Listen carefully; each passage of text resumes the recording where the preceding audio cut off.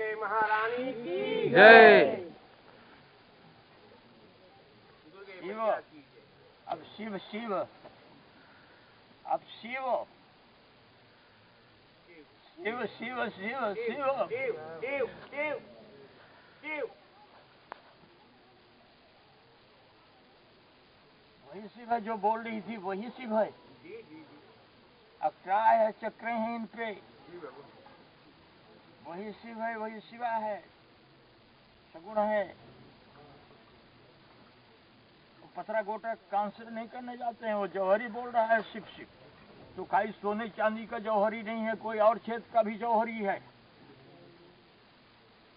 सारे जौहरी जब उधर पिटेंगे तब अपना गुरु तलाशेंगे, समझे। वो मंत्रिमंडल में भी सारे बैठे हुए हैं तो खुद ही देव बने हुए हैं। क्या जो इस क्षेत्र में है वो उसने देखा ही नहीं है, नाम सुना है, कोई भगवान को किसी ने पृथ्वी पे देखा नहीं है। और भगवान देखने का समय भी नहीं है, युग भी नहीं है, समाज भी नहीं है, शासन भी नहीं है, संघ भी नहीं है, कोई सांप्रदायिक दशा दिशा भी नहीं है, कोई जात भी नहीं है, वर्ण भी नहीं है, कुछ भी नहीं है। इस समय पृथ्वी पे भगवान के लिए कार्य कारण भी नहीं है। इसलिए ये माई के यहाँ खेल करना है उसको। माई ये ब्रह्म शक्ति जो है तो कारण बिंदु राम का पूरक है, शिव का पूरक है, विष्णु का पूरक है, कृष्ण का पूरक है, ब्रह्म का पूरक है, लोकपाल है, दिक्पाल है, रहे पर है, कुबेर है, इनके पूरक है। वो राष्ट्रपति का पूरक नहीं है, यूनो के सेक्रेटरी का पूरक नहीं है, भक्त का पूरक है।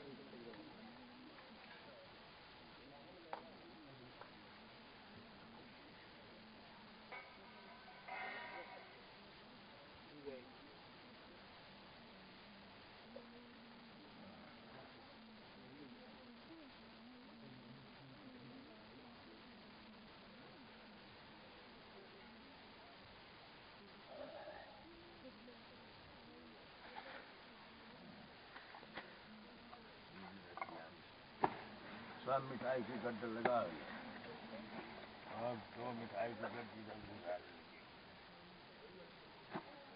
मिथिलेश, तुम्हारी पत्नी का क्या नाम है? मिथिलेश, आपकी पत्नी का क्या नाम है? विभा। हाँ, तो धूप में तुम लोग क्यों बैठे हो? धूप में मैं सबसे बता दिया कि पत्रकार लोग आए थे तो सारों को हम ऐसे ही भगा दिए, कुछ लिए ही नहीं उनका, सबको बता भी दिया हूँ। अच्छा, मैं कल आपसे भी बताया था भैया भगवान, वो चारों जिनको हमने भगा दिया था एंड बैंड बोल के, वो चारों है, एक भी एब्सेंट नहीं है उसमें। इधर आओ, धूप में छांव में आओ, आप लोग छांव में चाय वो है टुन। अरे जरा पिलाओ इनको। बसंत कहाँ गया? भगवान, अब बसंत फिर चाय पी, बसंत को भी चाय पिलाओ। टुन जरा ऐसी चाय बनाओ यार कि जरा हम बसंत और एक ही सिन पिए और सारे मुंह देखे। बैठे रहो ना, बैठी रहो। अरे मैं जरा अब इसकी कहानी सुना रहा था मैं, भगवान, किरण की और इसकी। ये वो जो किरण थोड़ा खड़ी हो जाए, हाँ अब बैठ जा। दर्शन कर ले तेरा, सब देखता है, ये दर्शन करें। ऐसी थी जैसे तू खड़ी हो जाए, ऐसी थी वो मास्टर जी हैं इसके, वो सिवनी के हैं, वो जबलपुर से आगे। ये मेरे पास मास्टर जी को लेके आए, उसको पुरानी बात है 6-8 साल पहले, 8-10 साल की। ऐसे बारीक ये थी, चलना फिरना, पकड़ के 3-4 लोग लेके आए थे इसको। बरसात का समय था, पानी गिर रहा था। इनका इच्छा है कि अब हम ऐसे समय में चलें कि ताकि हम वहां रुकें भगवान के पास। दया संयोग से वो आ गए, दिन डूबते डूबते हम भी डूब गए। अच्छा, इसको पकड़ के चढ़ा रहे हैं मेरे पास। पूछा कहाँ से आए हो? बोले सिवनी से आए हैं। भगवान, काय के लिए आए हो? भगवान, ये बाई लेके आया हूँ। अबे सारे, तेरा न मेडिकल रखा हूँ, न डॉक्टर रखा हूँ, न तेरे उधर झारखंड पालों को रखा हूँ, न तेरे मठ मंदिर में भी सारी बहुत बैठे हैं उनको रखा हूँ। मैं यहाँ पहाड़ में अकेला पड़ा हूँ, तो तुमको इतना सारी यहाँ मेरी जगह बताए किसने तुमको? तो उसने नाम ले लिया बसंत का और पुष्पा का। अरे मैंने कहा ये है कौन तुम्हारे? तो मास्टर जी बोले मेरे जीजा हैं, वो मेरी बहन है। अच्छा, तो मैंने चाय बनवाया। कह रहा हूं एक में एक से लगाव से संसार शासन चल रहा है, देवी देवता भी चल रहे हैं, न्यूट्रल एक ही है। जहां मैं हूं वो एक ही है, उसका लगाव नहीं है, उसका प्रकाश है या व्यापकता है उसकी, कोई सांसारिक लगाव वाली नहीं है। अब इनको चाय पिलाया और तब तक दिन डूबने लगा, तो मैं आदेश कर दिया अब चले जाओ। तो ये वो चिल्लाए भगवान अब तो उतर के आए, भले उतर के आए और चल चले जाओ, भले क्या लगेगा यहाँ से। अरे वो चिल्लाए भगवान ए प्रभु हम उधर पड़े रहेंगे, उधर पड़े रहेंगे। मैंने कहा मेरा कंपार्टमेंट छोड़ दो, पड़े रहो, इतना सारा है जगह, 13 किलोमीटर की जगह है, कोई पढ़ नहीं सकता। इस बाउंड्री के बाहर करने के बाद कोई रह नहीं सकता। दैव संयोग से ये अंत में फैसला किए कि भाई ये बाई को रहने दीजिए भगवान। मैंने कहा बाई को ही भगाना है, तुम भले ये खादा पड़े रहो। क्या अब वो चकराए कि हम 4 लोग तो पकड़ के इसको आए हैं, चढ़ेगी कैसे। तब तक मैं चाय पिया, थोड़ी सी चाय इसको, और कई महीनों से इससे खाना पीना नहीं होता था, थोड़ी सी इसको दे दी, अब पिए, अब भगा दिए। जाते अब चढ़ने लगी है, इस मर्तबे ये अपने आप ही चढ़ गई, किसी को पकड़ने धकड़ने की जरूरत नहीं पड़ी। अच्छा, इसको मैं बोला कि ऊपर जा रही है जो, तेरे को यदि लाभ होगा, तेरे शरीर में ताकत आ जाएगी, तो तू सवेरे फिर चल जाना। अब तुम्हारे शरीर में ताकत आएगी तो तुमको ही पता, हमको क्या पता कि आई कि नहीं। इसकी बात होती है ये बातें। अब रात भर में इसके शरीर में फुल ताकत। अब वो जितने ताकतवर थे वो सारे पस्त हो गए, बड़े मोटे मोटे, उतरना चढ़ना बरसात का मार्ग, सारे लुस्त हो गए। अब ये वहाँ सुमेधा गांव में थे ठहरे। अब सवेरा हुआ तो ये बोले हम तो भगवान के पास जाएंगे फिर से, और ये बोला कि मेरे तो पांव चलने ही नहीं होता। तो वो तो बोले हम ना भगवान के पास जाएंगे ना यहाँ जाएंगे, हम तो अब सीधे सिवनी जाएंगे। जबलपुर से आया था ना, वो था उसका बिजली विभाग का अफसर तक हुई, एक और चला गया उसके साथ। तब ये पति पत्नी दोनों आए, पति भी साथ पस्त हो गया था, इसने ही बोला। खैर वही आए। अब आए, अब इनको अब कुछ नहीं खाती थी, कुछ प्रसाद दिया, खाना भी हो गया। 12-15 घंटे का हमारा संयोग बन गया। इसके अपनी सेहत बदल गई। सेहत बदलने के बाद फिर शाम को हम भगा दिए, के रखे थे, शाम को भगा दिए। अब ये चले गए सिवनी। फिर ऐसे समय आया, फिर 2-4 महीने बीते।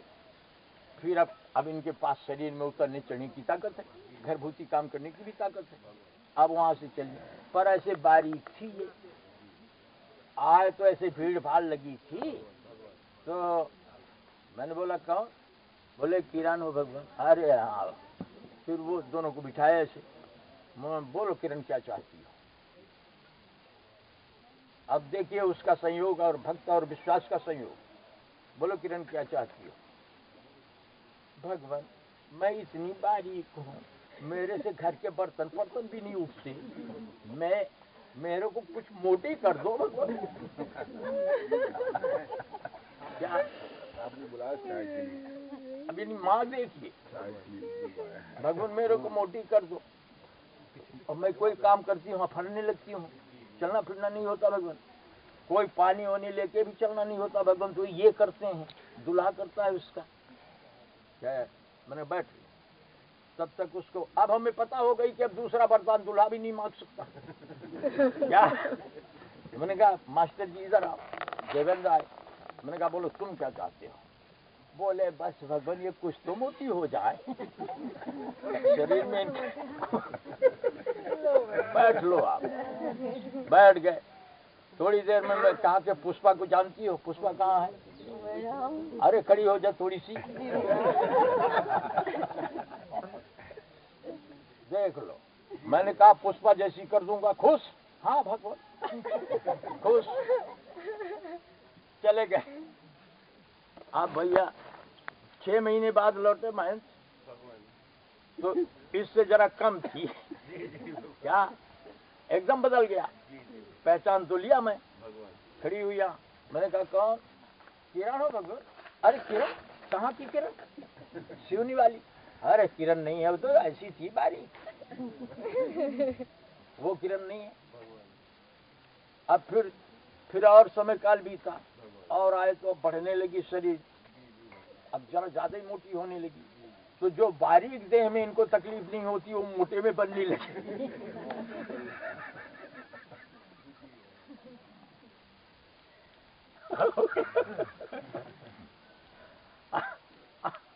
मैंने जब अच्छा स्टूल बढ़िया बन गया और वो अब हम समझ भी गए कि अब ये कंटाल रही है, पतलाई से कंटाली थी, अब मोटाई से कंटाल रही है। तो फिर मैं बोला, मैंने कहा किरण? हाँ भगवान। मैंने कहा अभी 2 इंची मोटी मोटाई और बनाऊंगी। अरे नहीं भगवान, वो तो 2 इंची आप माइनस करो भगवान। अरे मैंने कहा अच्छी बात है, सोचेंगे। देखो हम लोगों को पता नहीं है कि हम कोई उस शक्ति से क्या मांगे, हमारी कौन सी ऐसी हमें वस्तु है कि जो उससे चाह करें, उससे मांगे।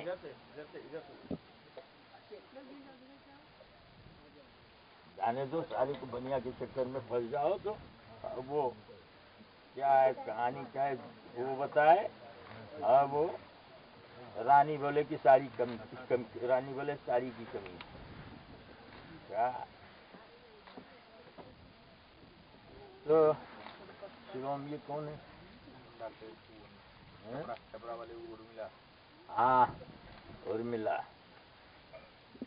समझे? उर्मिला तेरा नाम क्यों याद रहता है? जब मेरी त्रेता में शादी हुई थी जनकपुर में,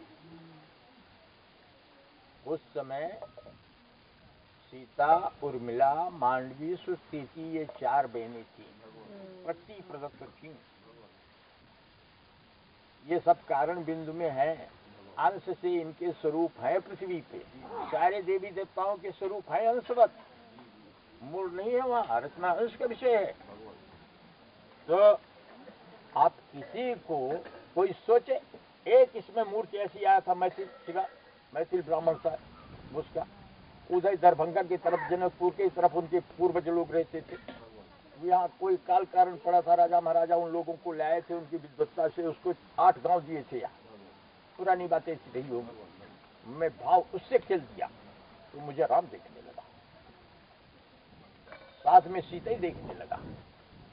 भाव का खेल है ये, भावना का या कर्म का खेल नहीं है, रचना का खेल नहीं है। जो विरचित है उसका खेल है, इसकी रचना बार बार नहीं होनी है। ये विरचित है, वो रचित है, जहां से आप लोग आते रहे। मैं भी पहले शरीर लेकर सन 1978 में यहाँ आया था, तो मेरे को भी ऐसे लगता था, पहले असमंजस लगता था, एक आश्चर्यजनक लगता था। पर मेरे पास यहाँ की एक कोई शक्ति थी, शक्ति थी, ये ब्रह्म शक्ति थी, मेरे अंदर बैठ के कमांड करके लाई थी, क्योंकि उसको माई को खेलना था। पर पृथ्वी पे, ये पृथ्वी पे नहीं है। यहाँ की सूक्तियाँ, भुक्तियाँ, योगिनियाँ, ये पृथ्वी छूती भी नहीं है। इनका एक भी मठ मंदिर रचना में नहीं है, विरचित है, ये रचित नहीं है। ये शास्त्र, वेद, पुराण, ये जो है ये रचित हैं, और ये भी अपने आप ज्ञानी पंडितों, व्याकरणचार, साहित्यकार, ये इनसे रचित नहीं है। ये शास्त्र जो बैठा, ये शास्त्र से रचित हैं। ये जितने वो श्याम वेद, यजुर्वेद, वो जो अभी मत्स्य पुराण, वो सूर्य पुराण और ये पुराण है, ये इन्हीं ये पहले इनकी रचना है। ये जो बैठे हैं इनकी रचना है, आपकी रचना है, स्वयं रचित नहीं है। वो प्रति रचित नहीं है, ब्रह्म रचित नहीं है, वो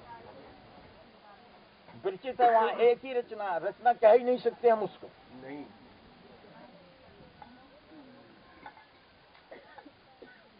अपने समय पे अवन शास्त्री जी अपनी समय पे कर लेना ताकि 12 के पहले हो जाए या 12 तक हो जाए।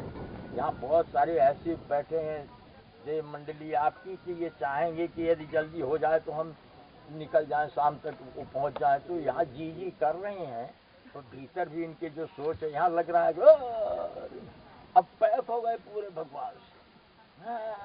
तुम खुद हो क्या लग रही है कि कितनी जल्दी कार्यक्रम पूरा हो भागे। हाँ फिर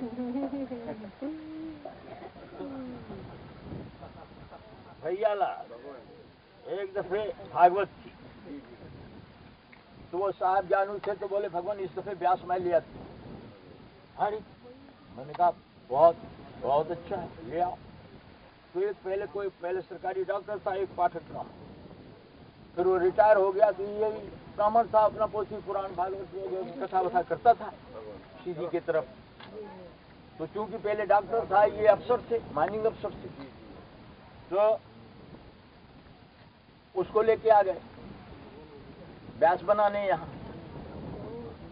खैर वो पति नहीं मेरे को, उसके कार्यक्रम बाणी ये वो पति नहीं, हमको नहीं पटी तो किसी को नहीं पटी। पर लोग उसको यही कहते हैं, ओ बाबा पंडित जी आपने तो रंग बरसा दिया, ज्ञान का प्रवाह फैला दिया है आपने। उसको यही कहें वो नीचे तो फूल जाए। मैंने कहा मैं भी अब सारे का कार्यक्रम तो पूरा ही होना चाहिए। कार्यक्रम पूरा हुआ, आरती फारती हुई, फिर यहाँ सब लोग बैठे। वो राम दरबार में रहते थे, आप थे पसंद कि नहीं थे? रहे हो तुम, भूले हो। पूरा मंच था आपका, एडीएम साहब, वो अफसर साहब, वो जितने थे पुराने सब थे। तो मैं ज्ञानू को बुलाया, मैंने कहा ज्ञानू, अब व्यास उधर था राम दरबार। मैं ज्ञानू, मैंने कहा ज्ञानू कल मैं तुम्हारा ले आया हुआ शास्त्री 8 दिन है, याद आई? हाँ कटनी वाले पाठक। तो बहुत ये किया। कल मैं उस पाठक को बोलूंगा तुम्हारे व्यास को कि बोलो व्यास क्या चाहते हो। तो जानते हो क्या वरदान मांगेगा मेरे से? नहीं भगवान। धीरे धीरे मैंने कहा वो कहेगा कि हे प्रभु ऐसी कृपा करो कि ये हम गली रास्ता चढ़ जाए, पहाड़ चढ़ जाए। तो ज्ञानी को कहते अरे इतना बड़ा पाठक विद्वान ये क्या मांगेगा, ये कोई वरदान है? मैंने कहा एक काम करना कि ये मेरी बातों की सही उसको तुमको परिचय सबको लेना है, सब जीतता हो तो उससे कहना नहीं हो तुम्हारे क्यारी से बाहर है, भले उसको नहीं पता है, उससे कहना नहीं। देखो आप लोग सोच लो सब कि वो यही कहता कि दूसरा कहता। रात बीती, सवेरे जब सब इकट्ठे हुए ऐसे चाय वो पीने, तो मैं ऐसे बैठे थे, ऐसे इनको यहाँ बिठाता हूँ, जब दुलार देता हूँ मैं इधर बैठ जाता हूँ।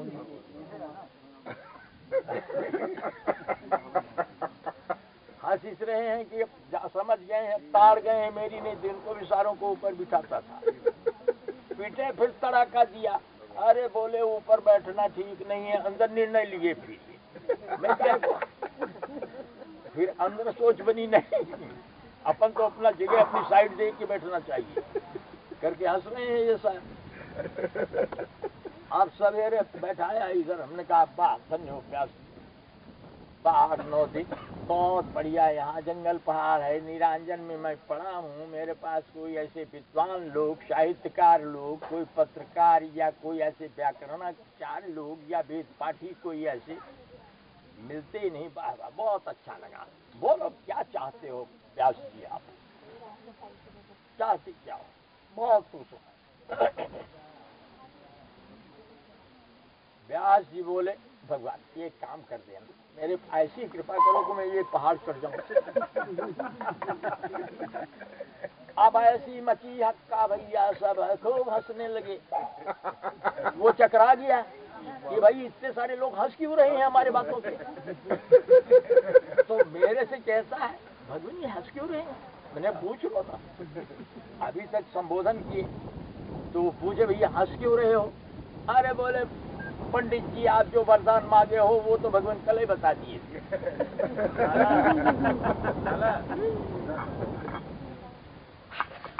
भैया